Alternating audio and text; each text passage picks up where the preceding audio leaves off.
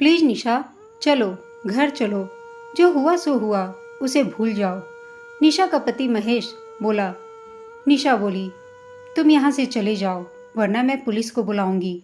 महेश, ना निशा, पुलिस को मत बुलाना। मैं जानता हूँ कि तू थोड़ा नाराज है मुझसे, मगर अब बहुत मनमर्जी कर ली तूने। चल, अब घर चल। क्यों? अब ऐसा क्या हो गया जो 2 सालों बाद मेरी ज़रूरत आ पड़ी है तुझे? महेश, बस ये समझ ले, भगवान ने हमारी आंखें खोल दी। निशा, आंखें? आंखें तो मेरी बहुत पहले ही भगवान ने खोल दी थी। तू यहाँ से जा सकता है।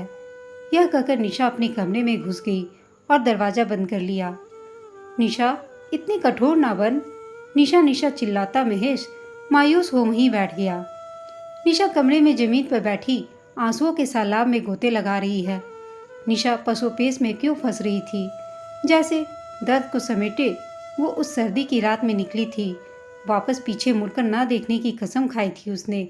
वही जख्म आज महेश के आ जाने से फिर से हरा हो चला था। ना मालूम कैसे महेश ने उसे ढूंढ निकाला था। कैसे भूल सकती थी वो 7 साल पहले वाली उस सर्दी की रात को, 7 साल पहले वाली दुनिया को। निशा की आंखों के सामने वह दुनिया नाचने लगी थी। कैसे निशा महेश की दुल्हन बन उस घर में आई थी, जहाँ कुछ शर्माई सी नाजुक सी अपनी आखिरी मंजिल समझ अपना सर्वस्व निछावर करने आई थी। मगर कुछ 15 दिनों में ही महेश और महेश के घर वालों की सच्चाई से वह रूबरू हो गई थी। निशा की सास जिन तानों से गुजरी थी, उन्हीं तानों को वह भर भर कर निशा की थाली में परोसती। उनके हिसाब से निशा का अच्छा काम भी बुरा ही था। कपड़े ऐसे वैसे पहने हैं से लेकर शरीर को बांधने वाली श्रृंगार की बेरियों से लेकर कहीं आने जाने, खाने बनाने को लेकर खाना खाने तक, हर वक्त की पाबंदी के साथ कपड़े सुखाने से लेकर कमरा सजाने तक हर काम में निशा की सास, ससुर, ननद और उसका पति महेश सब उसके कोमल हृदय को जहर से बुझे शब्दों से निशा को घायल करने का एक भी मौका न छोड़ते। इतना ही नहीं, जरूरत पड़ती तो निशा के शरीर को महेश की बेल्ट का भी सामना करना पड़ता। शादी के 1 साल होने से पहले ही परेशान निशा ने मायके में फ़ोन कर बताया, मगर उसकी माँ ने कहा, देर सवेर सब ठीक हो जाएगा, अब वही तेरा घर है, यहाँ भी आकर क्या करेगी तू? दुनिया को क्या मुंह दिखाएंगे हम? अब तो जान और तेरी किस्मत। कहते माँ बाप ने अपनी लाचारी दिखाते निशा से पल्ला झाड़ लिया था। करीब 5 सालों तक निशा ऐसे ही ताने सहते रोते हुए अपनी नियति मान सहती रही। इसी बीच निशा ने 2 जुड़वा लड़कियों को जन्म दिया। अब तो उस पर मानो और कहर बरपा पड़ा। महेश पीने भी लगा था। निशा पर वो मायके से पैसा लाने का दबाव बनाता। निशा को मार खाना मंजूर था, मगर घर से पैसे मांगना मंजूर नहीं था। एक दिन खिड़की के पास बैठी निशा अपने दर्द में सराबोर सोच रही थी कि आखिर उससे कहाँ गलती हो रही है, कि सहसा उसे लगा जैसे कानों में कोई कह रहा हो, अपना समय ऐसे लोगों पर गंवाने की गलती हो रही है जिन्हें तुम्हारी कद्र नहीं। अब कुछ करने का समय आ गया है निशा। दूसरी तरफ से आवाज़ आई, और कर भी क्या सकती हूँ?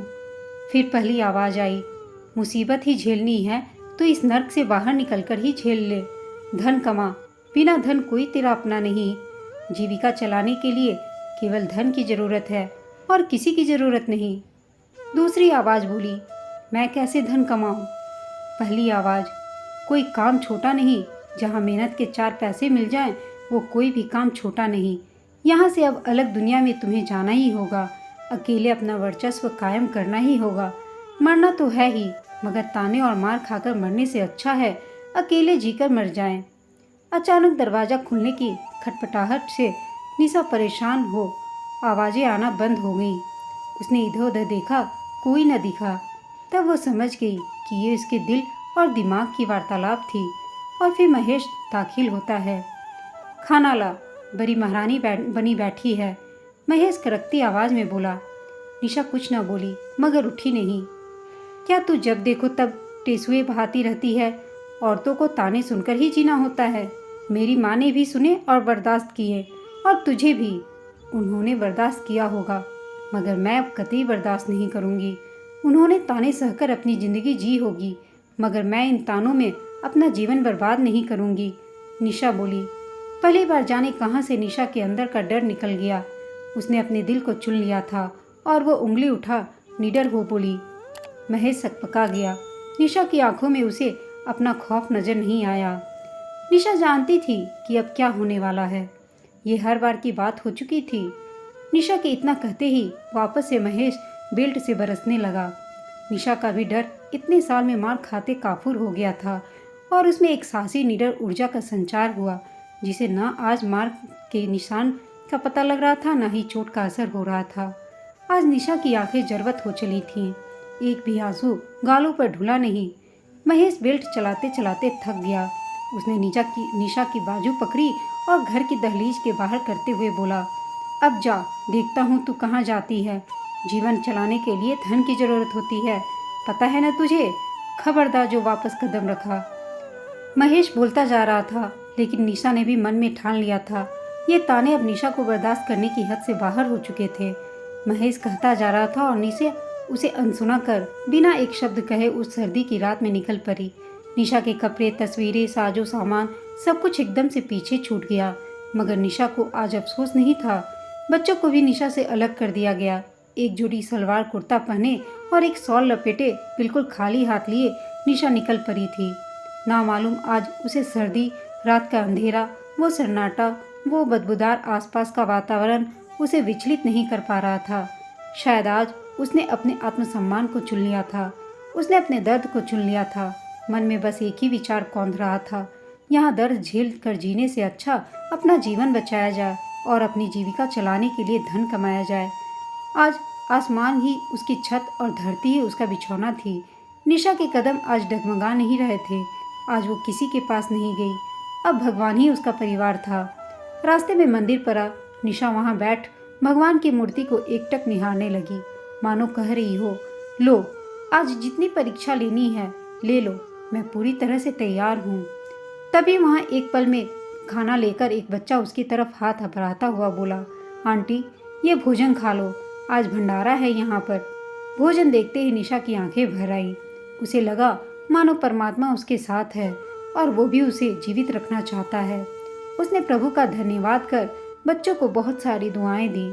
खाना खा रात वहीं मंदिर में बिता वह सो गई। सुबह उठी, आज दर्द में भी एक सुकून था। हाथ मुंह धो उंगलियों से अपने बिखरे बाल ठीक कर एक नई ऊर्जा के साथ वह चल पड़ी काम की तलाश में। निशा ज़्यादा पढ़ी लिखी तो नहीं थी, मगर मेहनती थी। हौसले बुलंद थे उसके। कायरता भरी जिंदगी जीने से अच्छा उसने खुद को आजमाने की ठानी थी। भले ही उसे कितना भी छोटा काम मिले, मगर उसकी शर्त थी कि वो मेहनत और ईमानदारी से भरा हो। जीविका चलानी थी, इसलिए वो मेहनत करना चाहती थी। धूप में चलना आसान लग रहा था क्योंकि सर्दी भरे दिन थे।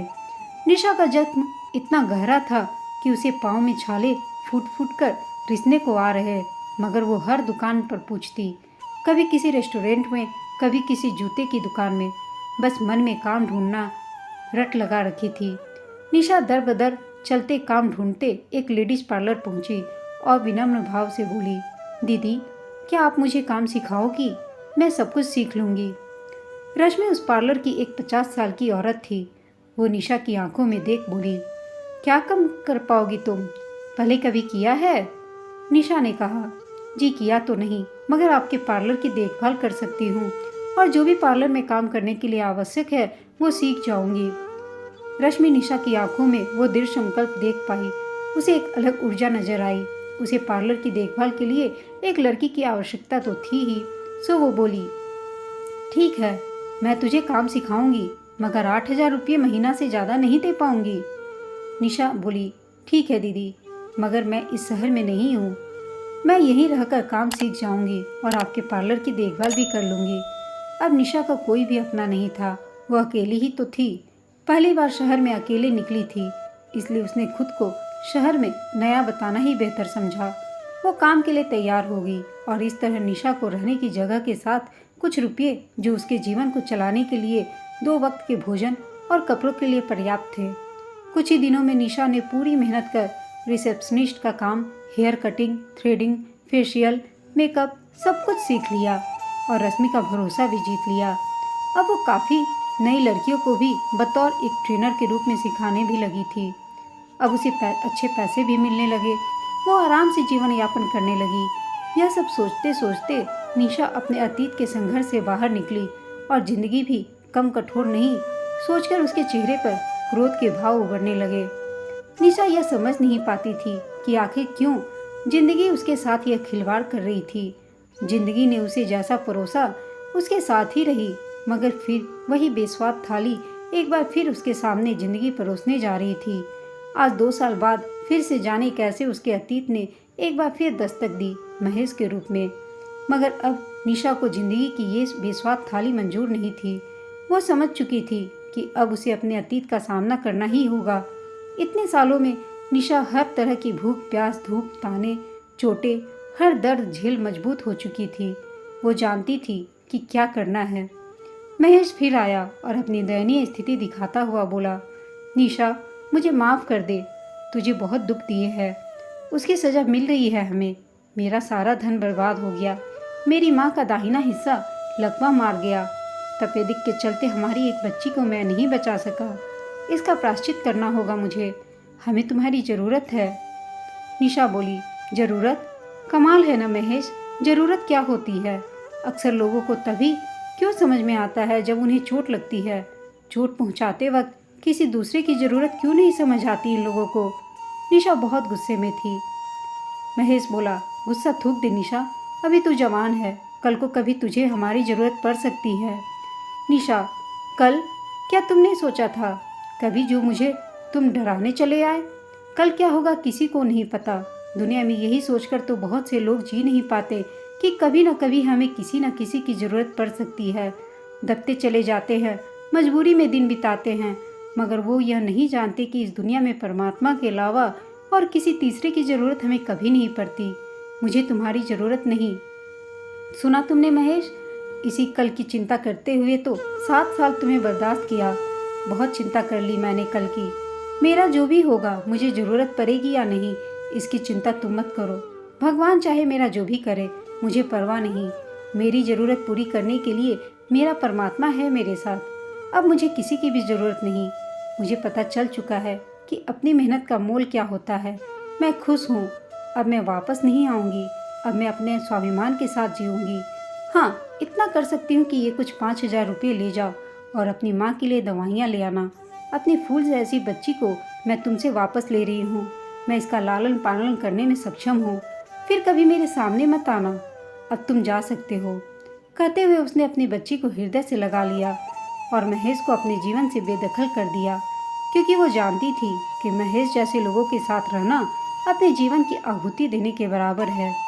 हमें अपना अनमोल जीवन किसी डर के साए में कदापि नहीं जीना चाहिए। ऐसी मुसीबत झेलने से बेहतर है कि थोड़ी मेहनत कर सुकून से अपना जीवन यापन किया जाए। हिम्मत का कदम बढ़ाने वालों की भगवान भी मदद करते हैं, जैसे निशा की मदद की। इसलिए हमें हमेशा सच्चे मार्ग पर सकारात्मक सोच के साथ आगे बढ़ते रहना चाहिए। दोस्तों, आपको यह कहानी कैसी लगी हमें कमेंट करके बताइएगा। साथ ही कहानी अच्छी लगी हो तो इसे लाइक और शेयर ज़रूर कीजिएगा। चैनल पर नए हैं तो प्लीज़ चैनल को सब्सक्राइब करना ना भूलें। कहानी सुनने के लिए आप सबका धन्यवाद।